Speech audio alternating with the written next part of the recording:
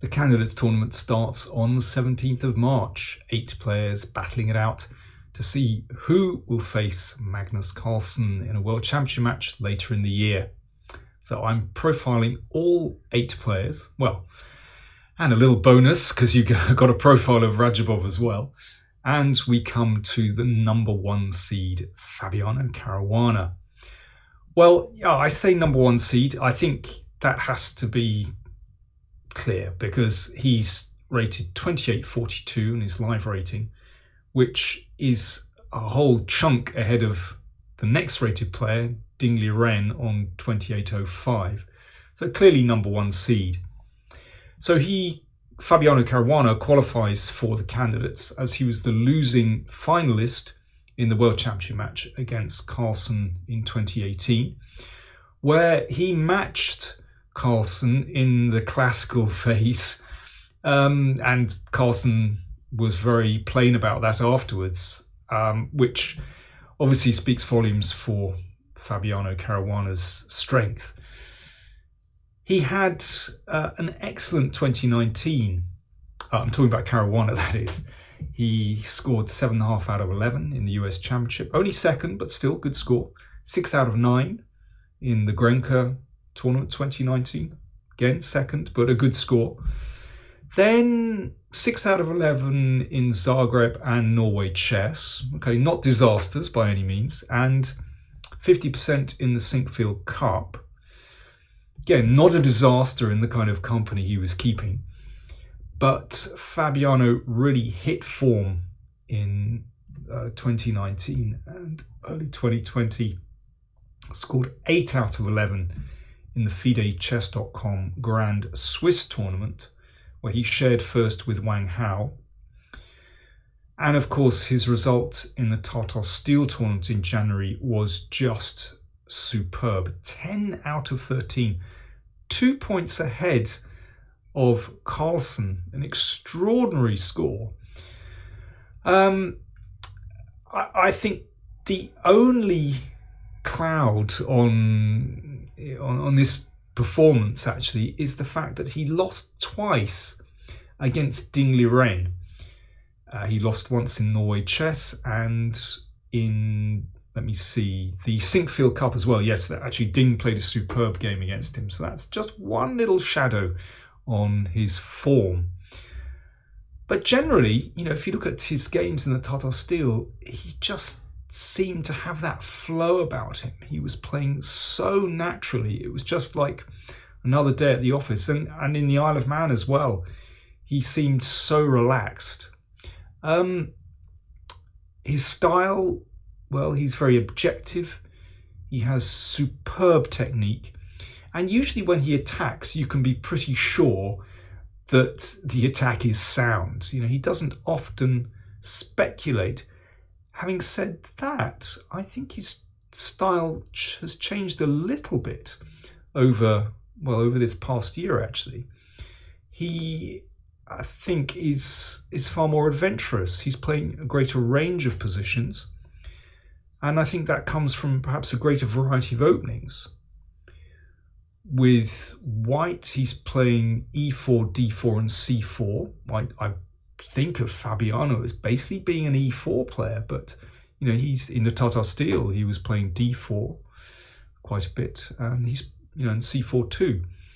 With black, he's not just playing the Petrov, which was of course his go-to opening in the World Championship and the candidates, but he's been playing the Najdorf. He's played a variety of systems in the Spanish. And in the Tata Steel, we saw him playing with a very free hand. There was that wonderful game against Dubov where he played a long-term pawn sacrifice and outplayed Dubov beautifully. There was a piece sag against Van Forest.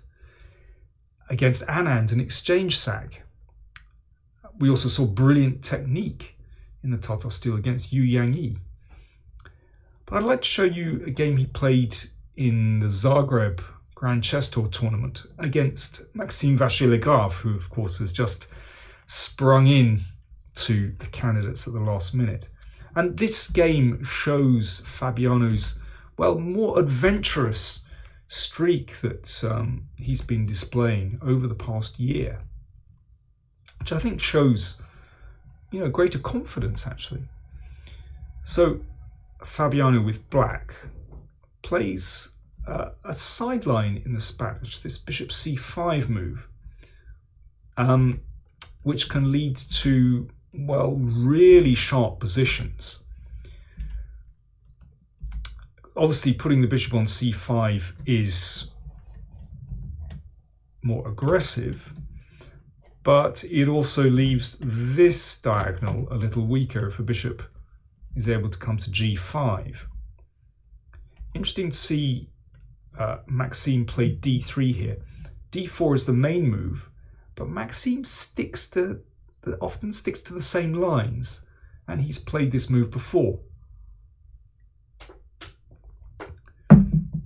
And here, if white can play, well, after black castles, then bishop g5 is very annoying.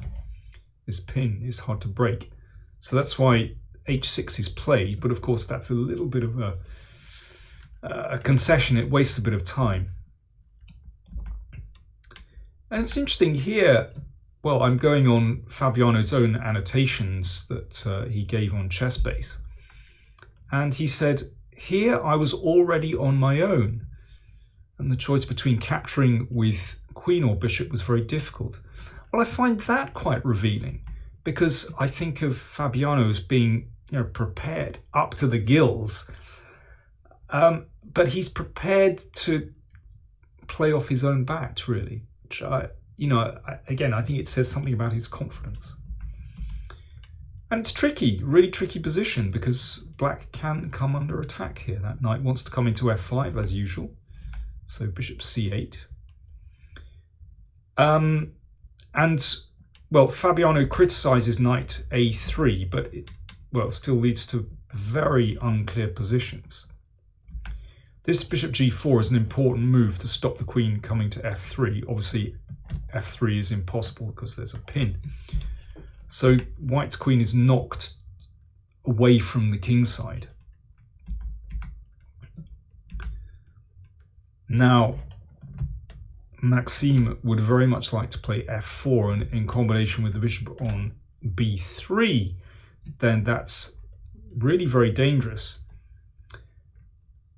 So Fabiano at this point played g5, obviously such a committal move,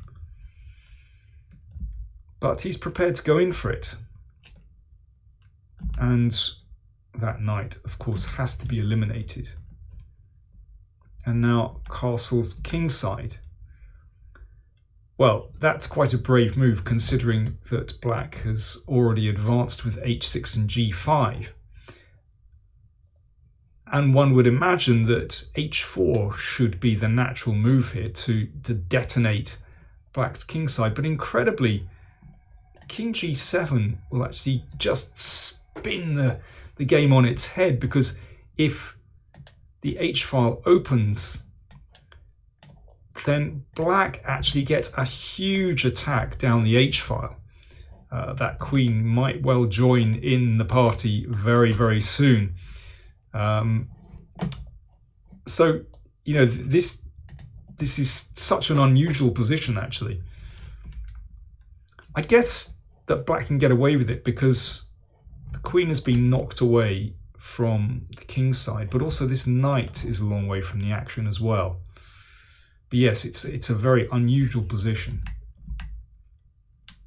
So the queen, well, nudges back to look at some squares here and maybe, allow the knight back in as well. And now another unusual move, knight a5, putting the knight at the edge of the board. Fabiano's idea was that if bishop a2, then he wants to play b4 and then b3 to push that bishop to a poor square, because it's not really doing much, just blocked by that pawn. But when he played here, he realized that he would have to get involved in this variation. And this was the game continuation. White wins the piece back with this move b4. forking bishop and knight. And now we have a really unusual position where black just has 2 pawns in front of the king, but also they've advanced, so there is potential for white at some moment to break through to black's king. Having said that, black's pawn structure is really beautiful, really nice here in the center. The knights look pretty good, good blockaders, and the knight, can maybe come into d4. White's pawn structure also, very ragged. If you could exchange queens here, I think black would be pretty happy, actually. Well, assuming this one could be protected. But with the queens on the board, it's a really messy position. Now, here's an interesting maneuver. Queen c8. I want to take here. g4 really has to be played, and then the queen switches back with some threats on the diagonal, so diagonal is closed, and then queen a2.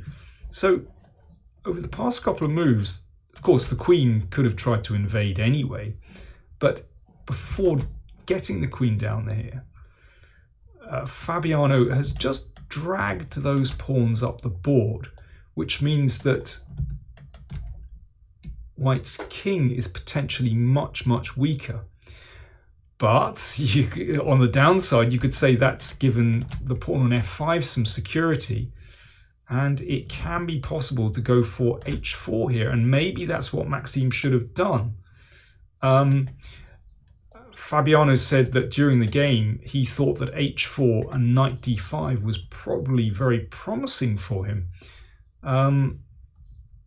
but in fact it's just very unclear, and perhaps he'd underestimated white's position. But still, very, very messy. Maxime went for d4 instead, and well, he says afterwards he probably should have played e4 here, but instead he went rook e7, which doesn't look bad. And here he changed his mind. He said originally he wanted to play rook takes, but during the game he felt that this would give white too much counterplay on the king's side, so he went with pawn takes pawn. Even so, he thinks that white should play h4 here. But after this, well, now he's starting to get his initiative in the center rolling, and I think once white's king opens up here, then this is very, very difficult for white. So queen c3. And f4 and knight d5. So those knights look pretty good here. I mean, it's such a complicated position, and Fabiano points out various moments where both sides could maybe improve, but I think at this moment the tendency is definitely that black is heading in the right direction. For example, here he says that e3 is a better move, but anyway, knight f3 looks very natural.